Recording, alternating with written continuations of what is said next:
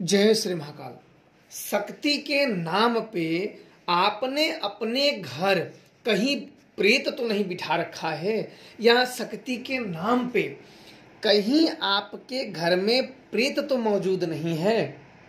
उसके लक्षण कैसे पहचानें, आप उससे बाहर कैसे निकलें, आज मैं आप लोगों को वो लक्षण बताऊंगा और उससे बचने का 100% कारगर उपाय आप लोगों को बताऊंगा, जिससे शक्ति आपके घर में शक्ति है या कोई प्रेत है उसके लक्षण भी और उससे बचने का उपाय भी, उसको रिवर्स तरीके से सिद्ध करने का, हटाने का, फिर नए तरीके से करने का भी उपाय आप लोगों को बताऊंगा, जिससे जो भी ये समस्याएं हैं, जो भी उस कारण आ रही हैं, वो आपके घर से निकल जाएगी। देखो, इसमें जो क्या होता है, सबसे बड़ी भूल होती है जब कोई साधक साधना करता है या अपने घर के देवी देवताओं को अपने शरीर पे बुलाता है। एक प्रकार से इसे सवारी आती है लोगों के ऊपर।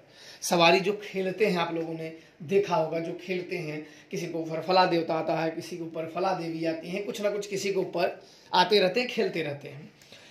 अब उस समय वो शक्ति प्रेत शक्ति है या वही शक्ति है, कैसे जाने?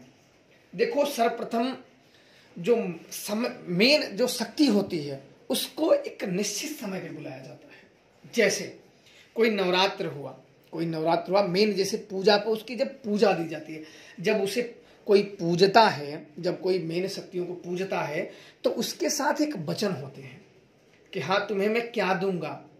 जैसे कई लोग बलि विधानों पे, तो कई लोग इसका विरोध करते हैं कि नहीं, बलि विधान नहीं दी जाती है, ऐसे नहीं दी जाती है। तो देखो, जो पूजता है कोई भी व्यक्ति हो, अगर आपने जिस कारण से उसका और तुम्हारा वचन हुआ है वो तो चलेगा ही, क्योंकि वचन तुमने दिया है। नहीं देना होता तो तुम सात्विक में पलटाओ उसे। अगर वो मानती है तो ठीक है, नहीं तो खत्म, तुम अपने रास्ते, हम अपने रास्ते, ऐसा हो जाता है। खैर, ये तो अलग चीजें हैं। अब इन शक्तियों में जो शक्ति होती है, प्रेत शक्ति नहीं, जो शक्ति होती है जिसका मेन शक्ति होती है, जो कि आध्यात्मिक शक्ति होती है, प्रेत नहीं, उच्च कोटि की शक्ति होती है, वो आपके बार बार नहीं आएंगी बुलाने पे। वो बार बार नहीं आती है बुलाने पे। वो एक निश्चित समय पर अगर बार बार बुलाओगे तो उनमें क्या होता है, नाराज होने के चांस बने रहते हैं। वो जल्दी आती नहीं, बार बार कोई समय पे या मुसीबत पे वो देख के आती हैं। और प्रेत शक्ति वाला पूजित व्यक्ति ना, वो जब देखो वो झूमता ही रहता है, वो कूदता रहता है, ये करता रहता है, नाचता रहता है, गाता रहता है। ये अधिक प्रेत शक्तियां करती हैं। जो जिनके ऊपर प्रेत हैं, कई कई तो खुद भी करते रहते हैं। मैंने तो ऐसे लोगों को, कई लोगों को, क्योंकि जिसके ऊपर देख विद्या रहती है वो देख लेता है। आप खेलो और वो तुरंत बता देगा कि कोई शक्ति है या खुद से ही खेल रहे हो। कई लोगों के ना माइंड ही, दिमाग ही डिस्टर्ब रहते हैं, वो खेलते रहते हैं किसी के सामने, उनके सामने तो बस उनका अलग चीजें हैं। अब प्रेत शक्ति जो है आपके घर में आ जाएंगी और आप उनके ऊपर किसी न किसी, कोई न कोई खेलता ही रहेगा। और दूसरा प्रेत शक्तियों में होता है कि वो जल्दी किसी को ठीक नहीं कर पाते, उनके खुद के ही घर में समस्याएं रहती हैं। प्रेत शक्तियों में खुद के ही घर में समस्याएं रहती हैं और वो उनसे निजात नहीं पाते हैं। कारण कि प्रेत इतना शक्तिशाली ना होना, क्योंकि आप किसी न किसी रूप में प्रेत को ही पूज लिए हो और पूजा तो प्रेत को ही दे रहे हो। पर जब तक आप दे रहे हो, काम आपका करेगा, पर उसकी जितना शक्ति रहेगी, जितना सामर्थ्य रहेगा, उतना ही वो कार्य करेगा, उससे अधिक वो नहीं कर पाएगा। इसलिए आप इन सब लक्षणों से आप तुरंत ही अपने पहचान सकते हो कि आपके घर में प्रेत शक्ति है या दैविक शक्ति है। दूसरी चीजें हैं, कहीं ऐसी चीजें पे, दूसरी बातें जो हैं, कहीं ऐसी चीजें पे जहां शक्तियों का मेन संचार हो, जहां शक्तियों का मेन वास हो, जहां वैसी जगह पे आप गए तो आपकी शक्तियां एन मौके पे नहीं आएंगी, एन मौके पे नहीं आएंगी। और जहां प्रेती शक्तियां पुजारी हो, जहां बलि विधान हो, वहां ये शक्तियां आने को तत्पर रहती हैं। जहां तामसिक क्रियाएं होती हों, वहां ये शक्तियां आपकी आने पे तत्पर रहती हैं। आप थोड़ा सा इनका अनुष्ठान करो, थोड़ा सा इन्हें बुलाओ, तो ये तुरंत ही शरीर पे आती हैं। और किसी भी पूजा में, किसी भी थोड़े बहुत पूजा पाठ में ये शरीर पे चढ़ने को तुरंत हो जाती हैं, तुरंत चढ़ने को, तुरंत आ गई, तुरंत ऐसे हो जाती हैं। यदि बड़ी शक्तियों को जब उनका आवाहन करोगे, उनको बुलाओगे, तब वो आती हैं। और बड़ी शक्तियों को इतना जानकारी हो जाता है कि इन सब शक्तियों को देखो खिलवाड़ वाले काम नहीं होते हैं कि इनको इसने कह दिया तुरंत बुला दिए, उसने कह दिया तुरंत बुला दिए, भूत आ गया तुरंत बुला दिए, ऐसा नहीं होता है। इनको ऐसे समय पे सिर्फ अपने कार्य के लिए बुला जाए, बाकी तो ऐसे ही कार्य कर देती हैं बिना बुलाए ही। आपकी जो वार्तालाप है वहां तक पहुंच जाती है, फिर वो कार्य कर देते हैं। फिर ऐसे बुला बुला के कूदना वो चीज बेकार चीजें हैं। अब आते हैं कि इन सब चीजों को अगर हमने पूज लिया है गलती से, तो ये तीसरी जो कारण है कि हम पूजते समय, जैसे कोई गुरु आपको पूजवा रहा है, तो गुरु की देख विद्या प्रबल ना होने के कारण या देख विद्या ना होने के कारण भी प्रेत पूज जाते हैं। कई गुरु क्या होते हैं, कोई भी भूत आ जाए बस वो खिला देते हैं, उनको जांचते नहीं, उनको परखते नहीं, उनको समझते नहीं। कारण है कि उनको स्वयं ही विद्या की कमी रहना, उनको स्वयं ही विद्या का जानकारी न होना, जिस कारण से प्रेत का आगमन हो जाना। क्योंकि जब आप चैत नवरात्रि में या अन्य नवरात्रि में जब आप साधनाएं या आप शक्तियों का आवाहन करते हो, तो दो तरह की शक्तियां जागती हैं, एक अच्छी शक्तियां जागती हैं और बुरी भी शक्तियां जागती हैं। उनमें से आपको छांटना होता है, यानी अलग करना होता है कि हमें सिर्फ और सिर्फ अच्छी शक्तियां ही चाहिए, हमें बुरी शक्तियां नहीं चाहिए। उन सब में अलग करना होता है। ऐसा नहीं कि जो खेला उसी को आ जाओ, जो बोला वही आ जाओ, ऐसा नहीं होता है। उन सब को देखना होता है कि जो अच्छी शक्तियां हों, जो हमारा भविष्य तक उद्धार करें, आने वाली पीढ़ियों तक का भी उद्धार करें, वही शक्तियों को ग्रहण करना चाहिए। हमें ऐसी चीजों में या लालचों में बिल्कुल नहीं फंसना चाहिए। हमें विवेक के नेत्र सदैव खुले रखने चाहिए। हमें सदैव अपने कारण से, क्योंकि आप जो पूजते हो तो वही चीजें आपके भी हो सकता है कि आपके ही वंश में पूज जाए, आपके परिवारों में पूजना शुरू हो जाए, तो आप अपने लिए तो कर लिए, फिर दूसरों के लिए अपने कारण मुसीबत ना उत्पन्न करें। तो उसमें भी बहुत बड़ी गलतियां हो जाती है। जब पहली बार पूजते हैं तब भी गलतियां बहुत बड़ी हो जाती हैं, जांच के नहीं कराना। और वो जब वचन हो जाता है तब वो उस वचन पे चलती है, और उस वचन पे थोड़े समय के बाद प्रेत देखो अपना प्रभाव दिखा ही देते हैं। प्रेत जिसने पूज लिया वो देखोगे नशा, शराब, अन्य व्यसनों में दारू, गांजा, तमाकू, बीड़ी, सिगरेट, तमाकू, एक मतलब व्यसन चीजों में, नशेड़ी पदार्थों में ये अधिकतर वो लिप्त होता चला जाएगा। कोई भी अच्छा से अच्छा व्यक्ति हो, नशा ना करता हो, आप उसको देखोगे तो वो नशा में लिप्त होता चला जाएगा। कारण वो जो प्रेत उसके ऊपर आ गया है, जो शैतान उसके ऊपर चढ़ गया है, वो उसको कंज्यूम कर रहा है, वो ले रहा है उसके शरीर से।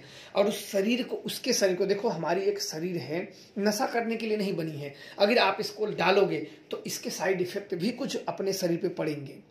वो उसका स्वयं का शरीर है नहीं, प्रेत का शरीर नहीं है, और वो अपनी इच्छाओं की पूर्ति करने के लिए तुम्हारे शरीर को वो कब्जा कर लेगा और तुमसे वो पिलवाएगा अपनी इच्छाएं पूर्ति करने के लिए। समझ लेना, जिसको भी नशा करते देख लो, समझ लो कि ये मतलब वो अपनी इच्छाएं। अगर व्यक्ति, चलो कुछ आदतों से होते हैं, कुछ आदतों से नहीं होते हैं, सबकी बात नहीं, कुछ आदतों से हो जाते हैं, कुछ आदतें नहीं होती हैं। शक्तियां धारण करने के बाद उनकी आदतें बिगड़ जाती हैं। तो जानते हो ये जो व्यसन है ये आदमी को कहां से कहां लेके जाते हैं। अच्छे से अच्छे व्यक्ति को बिल्कुल संकटों में डाल देते हैं, या यूं कहें कि बिल्कुल नशे के दलदल में झोंक देते हैं। तो हमें किसी भी प्रकार के शक्तियों का इतने लालची नहीं होना चाहिए कि हम अपने शरीर का अच्छा या बुरा, अपने चीजें अच्छा या बुरा हम उसको भूल के इसी में पड़ जाएं। अगर अब ये तो पड़ गए, अब इसे सही कैसे करना हो, ये भी तो बहुत बड़ी चीजें हैं। और मैंने आप लोगों को कहा था कि 100%, 101% आप सही हो जाओगे। इसके लिए सबसे पहले उन शक्तियों को रिवर्स करना होगा। जैसे चैत्र नवरात्र आ गया, तो चैत्र नवरात्र में जो शक्तियां आपको परेशान करें, जो पूज रही हैं, या शक्तियां आगे पीछे भी हो जाती हैं। जैसे मान लो हनुमान, काली, भैरव पूज लिए, तो चलो आपने माँ काली को आगे किया अगर किसी जानकार ने चलो भैरव को आगे कर दिया, पहले मां काली आपके घर में पूजी जाती थी, आगे पहले मां काली पूजी जाती थी, तब भैरव या तब हनुमान या तीन में से कोई भी शक्तियां अगर किसी और जगह पे पूजवाना शुरू कर दिए, और चलो मां काली की जगह पे वो जानकार को नहीं पता है या देख विद्या उसे नहीं पता है या पहले का वो नहीं देख सकता या उन शक्तियों से नहीं बात कर सकता कि तुम सब में से पूजा कौन पहले पाता था, तो उनमें से वो अपने दिमाग से अपने बुद्धि से वो बिठा लिया कि चलो हम हनुमान जी को आगे कर देंगे और माँ काली को पीछे कर देंगे। तो माँ काली अगर पीछे हो गई तो माँ काली फिर आपको दंड देना शुरू कर देंगे। क्यों?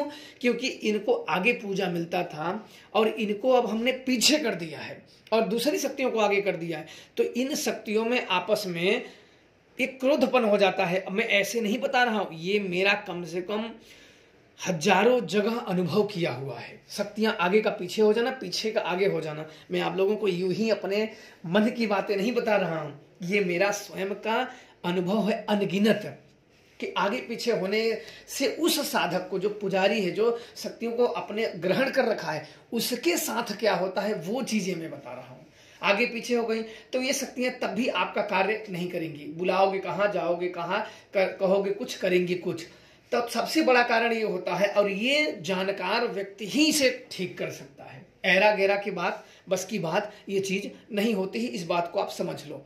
अब होता है इसको सही करने का तरीका। सही करने का तरीका जब सही जानकार रहेगा, तो जैसे माँ काली पहले पूजी जाती थी तो उन्हें पहले बुलाए। अगर हनुमान जी पहले आए तो उन्हें कह दो कि आप बाद में आइए, उन्हें वापस कर दो। माँ काली को, अगर भैरव भी पहले आए तब भी उन्हें वापस करो। माँ काली को पहले बुलाओ, माँ काली को पहले बुलाओ, उनसे वचनबद्ध करो, उनसे सारी चीजें करो, फिर उन्हें पूजा दो। फिर अगर उनके पीछे भैरव हैं तो उनको भैरव जी को बुलाओ, भैरव जी से जब जो पूजा पाठ जैसे चलना है उस पर चलो, फिर हनुमान जी को बुलाओ। तो ये शक्तियां फिर पहले जैसी, तो ये शक्तियां जो भी आपको ज्ञान दे रही थी, जो मार्ग दे रही थी, जो रास्ते दे रही थी, वो सब आपको देना शुरू कर देंगी। वो काम आपका क्लियर हो गया।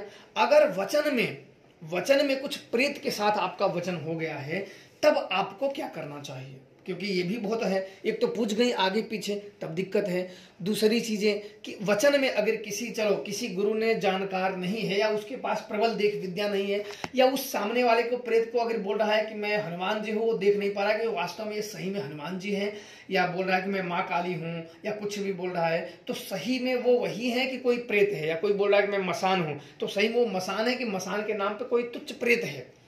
तो ये अगर उसको देख नहीं है तो उसके लिए उसे कोई और गुरु की तलाश करनी पड़ेगी, जो गुरु जानकार हो। उसके लिए क्या होता है कि 9 दिन उसे बिल्कुल व्रत रखा जाता है। 9 दिन उसे व्रत रखा जाता है, भूमि शयन किया जाता है, उसे साबुन, तेल, नाखून काटना, बाल काटना, सभी मतलब क्षौर कर्म से उसे दूर रखा जाता है। औरतों के हाथ का खाना नहीं, अपने हाथ का अगर बनाओ, अपने हाथ का खाओ। फिर उस शक्तियों को रिवर्स में फिर बुलाया जाता है, फिर अपनी शक्तियों से देखा जाता है कि इन शक्तियों में से किसको आगे करना है और किसको पीछे करना है, कौन पहले आगे पूजी जाती है, कौन बलिष्ठ। मान लो 10 लोगों में से एक बलिष्ठ आदमी है और बलिष्ठ को सबसे बीच में रख दो, बीच में खाना दो, और कमजोर को आगे दे दो, तो बलिष्ठ आदमी तो वो भगदड़ मचाएगा ही, वो तो बिगाड़ेगा ही। इसलिए बलिष्ठ शक्तियों को सबसे आगे रखा जाता है। या तो आपके घर में आगे कौन शक्तियां पहले पूजी जाती थी उनको आगे रखा जाता है, ताकि जो नियम है, जो पहले से नियम चला आ रहा है, वो सुचारू रूप से चलता रहे, उस नियम में छेड़छाड़ नहीं होगी, तो आपको दिक्कतों का सामना नहीं करना होगा। इन सब चीजों में एक बहुत ही बिरला, बहुत ही जानकार चाहिए, जिसका कई वर्षों का अनुभव हो और जिसने ऐसी क्रियाओं को कर रखा हो। ये सब भेदों का जानकार होना बहुत जरूरी है। मैंने आपको इसीलिए तो कहा कि जानकार ही व्यक्ति इन सबसे पीछा छुड़ा सकता है, बाकी तो बहुत सब घूमते हैं। ऐसे नहीं हो सकता है। अगर इन सब चीजों में फंस गए तो बहुत ही मुसीबत है। बचने का भी उपाय है, इसे रिवर्स में ही उसे फिर वापस से बुलाया जाता है। और जो शक्तियाँ, जिस शक्तियों का जहाँ स्थान है, जैसे जिस नंबर पे वो शक्तियाँ आती थी, जैसे जिस नंबर पे, जौन से नंबर पे वो शक्तियाँ आती थी, उसी नंबर पे फिर उन्हें अगर सेट करोगे तब जाके वो सही हो जाता है। 101% वो शक्तियाँ वापस से सही हो जाती हैं और फिर वो शक्तियाँ उसी तरीके से कार्य करना शुरू कर देती हैं जैसे पहले करती थी। और भी प्रेत घर में पूजने का बहुत सारे कारण हैं, जो कि इन छोटे वीडियो में बताना संभव नहीं होता है। बहुत सारे कारण हैं, अन्य वीडियो में आप लोगों को और जानकारियां दी जाएगी, जिससे आप लोगों की जो कमियां होती हैं या जो गलत तरीके से आप लोग कर रहे हो या जो फंस गए हो, उनसे आप लोग बच सको। खुश रहें, प्रसन्न रहें। जय श्री महाकाल।